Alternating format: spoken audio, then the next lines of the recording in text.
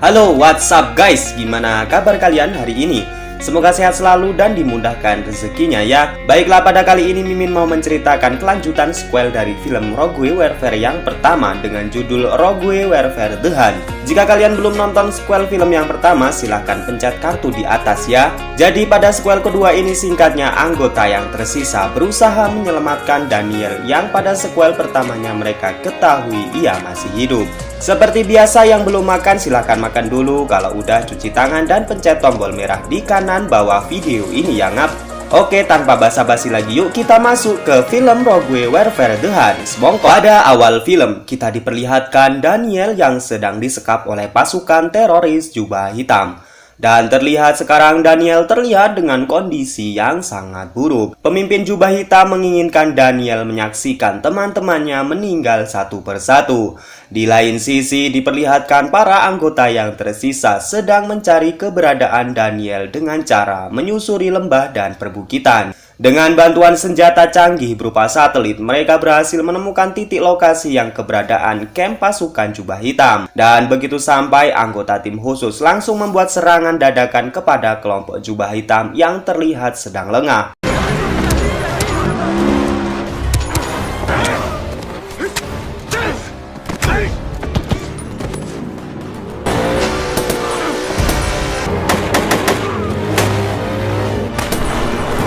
Singkatnya, mereka mengacaukan dan meluluhlantakan semua pasukan teroris jubah hitam yang berada di situ. Serangan tersebut menyisakan 2 orang yang tidak bersenjata. Selain itu, mereka menemukan seorang yang bisa berbahasa Inggris.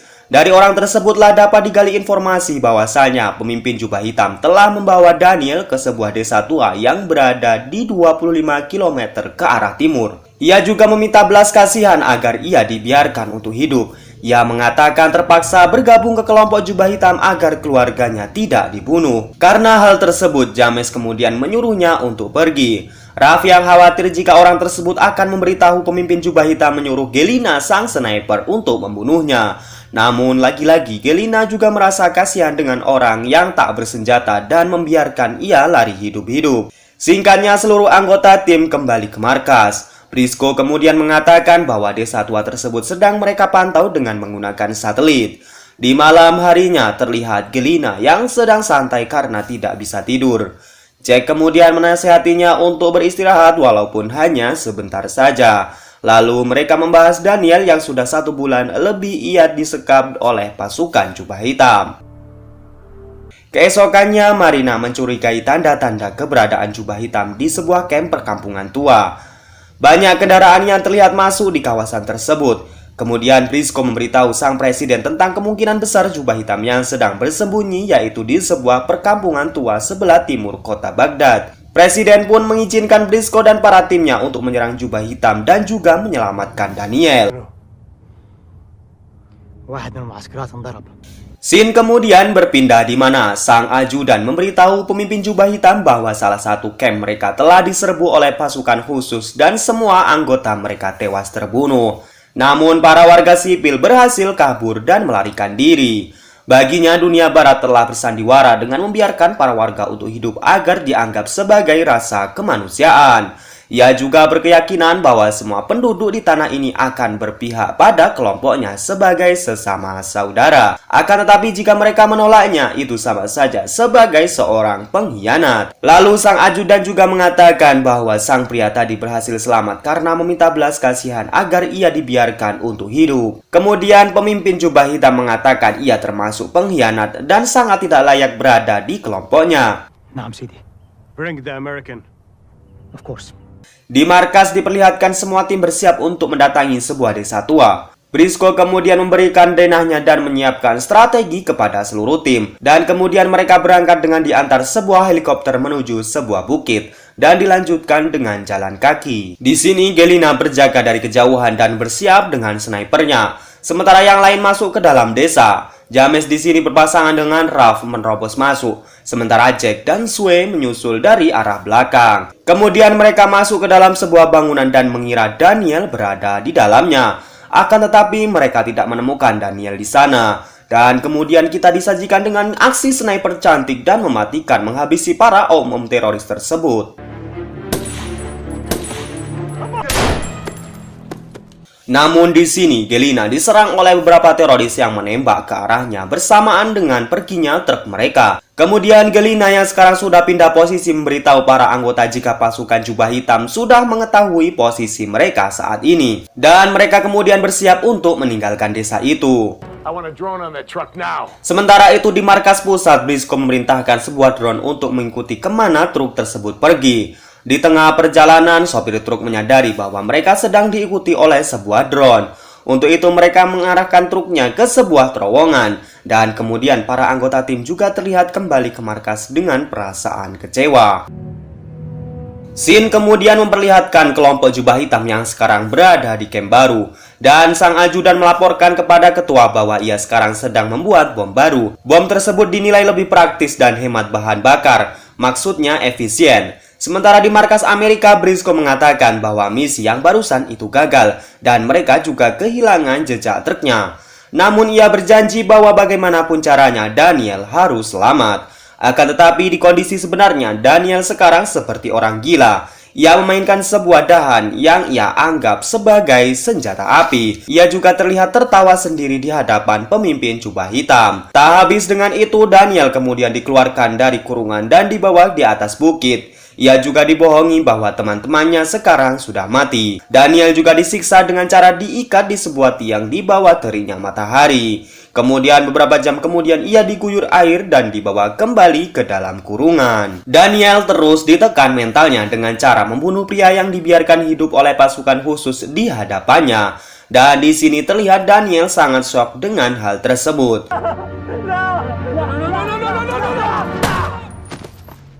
4 hari telah mereka lalui, namun Briscoe dan anak buahnya belum juga menemukan camp baru jubah hitam setelah mereka kehilangan jejak truk di sebuah terowongan. Dan tak berselang lama mereka mendapat sebuah kiriman video yang memperlihatkan ketua jubah hitam sedang mengeksekusi sang pria di hadapan Daniel. Dan di sini mereka mempunyai harapan bahwa setidaknya Daniel saat ini masih hidup, walaupun terlihat keadaannya sangatlah buruk. Briscoe kemudian memerintahkan untuk melacak sumber video. Namun di sini Gelina yang tidak sabar memerintahkan Smith untuk menggunakan metode hacking. Namun Smith tidak berani mengambil resiko tersebut dan akhirnya Gelina sendirilah yang melacak pengirim video tersebut. Di sini diperlihatkan Gelina yang bukan hanya jago tembak-menembak, ia juga mahir dalam masalah hacker. Dan singkatnya, Gelina telah berhasil menemukan server Amerika dan ia juga menemukan tempat-tempat yang kemungkinan besar itu adalah markas baru jubah hitam. Di lain sisi, bom yang dibuat pasukan jubah hitam sekarang siap untuk diuji coba. Lalu Daniel dikeluarkan dari kurungan untuk menunjukkan efek yang dihasilkan dari gas sarin. Di sini seorang teroris dengan setia mengorbankan dirinya sebagai alat uji. Ia kemudian memakan gas sarin yang telah dikristalkan. Hal tersebut langsung membuat seluruh organ tubuhnya tidak berfungsi dan akhirnya ia tewas. Daniel yang melihatnya tambah stres dengan keloyalitasan seorang prajurit jubah hitam. Lalu ketua jubah hitam memprovokasi Daniel dengan mengatakan bahwa teman-temannya pasti tidak mau mengorbankan nyawa mereka demi menyelamatkan Daniel. No, not much there. That is the point. Di sisi lain, Gelina yang sudah mengetahui camp baru jubah hitam kemudian menginfokan kepada Briscoe dan James. Dan setelah diperjelas lokasi tersebut di sebuah perbukitan. Menurut Gelina, tingkat kebenaran lokasi yang ia temukan adalah 90%. Sehingga Briscoe kemudian beri izin untuk para tim mengecek lokasi tersebut. Tetapi tanpa mereka ketahui, di sini kelompok jubah hitam sudah berkemas untuk pindah tempat. Di atas bukit, sang ajudan beritahu ketua bahwa mereka siap untuk berangkat. Dan ketua jubah hitam sudah tidak sabar lagi dengan kebebasan negaranya setelah mereka berhasil memenangkan peperangan ini. Ketua jubah hitam kemudian mendatangi Daniel dan memberikan sebuah pistol kepadanya. Saat sang ketua pergi, Daniel mengalami dilema. Namun saat pelatuk ia tarik, dan pistol itu ternyata tidak ada pelurunya. Sang ketua kemudian mengatakan Daniel tidak dibiarkan mati begitu saja. You didn't think I'd make it that easy, did you? Sementara itu, pasukan khusus telah siap untuk misi menyelamatkan Daniel dengan diantar sebuah helikopter untuk menuju titik lokasi. Sedangkan sang ajudan melaporkan kepada ketua bahwa komputer mereka berhasil diretas dan kemungkinan pasukan khusus sedang menuju ke camp mereka. Dan sang ketua menyuruh anak buahnya untuk bersiap menyambut mereka. Selain itu, mereka menyuruh anak buahnya untuk segera mengeksekusi Daniel di sebuah bukit. karena ia dinilai telah banyak mengetahui rencana dari Jubah Hitam. Dan ketua Jubah Hitam dengan santainya pergi dengan truk yang telah disiapkan. We must zoom in. إعدام عسكري.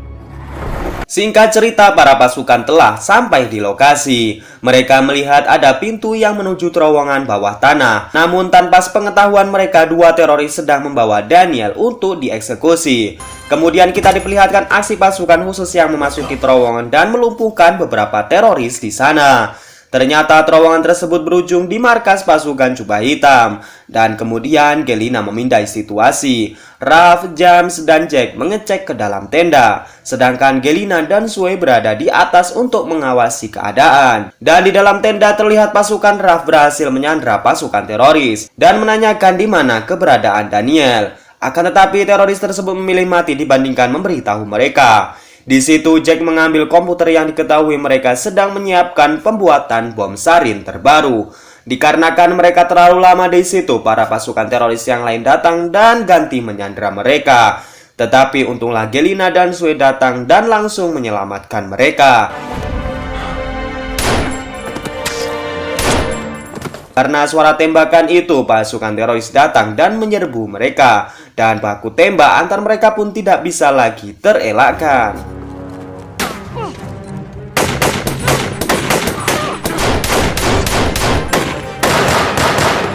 Ralph dan James kemudian melihat kurungan Daniel.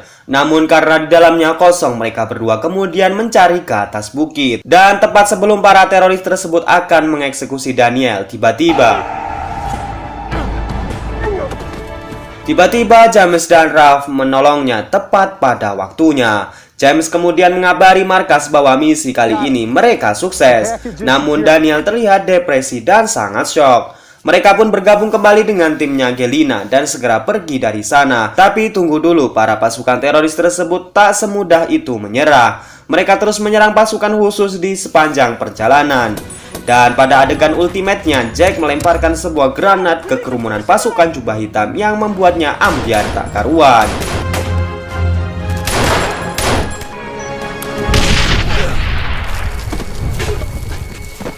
Setelah itu mereka kembali ke markas dengan dijemput sebuah helikopter. Dan begitu mereka sampai, Daniel langsung dibawa ke ruang pengobatan untuk dirawat secara intensif. Lalu Briscoe mengumpulkan anggotanya untuk beristirahat dan menenangkan mental mereka. Sedangkan pemimpin Jubah Hitam yang berhasil kabur akan mereka bicarakan di lain waktu. Di lain sisi, pemimpin Jubah Hitam sangat marah karena Daniel berhasil diselamatkan hidup-hidup. Dan film ini pun selesai, guys. Gimana ngap-ngop? Seru kan filmnya?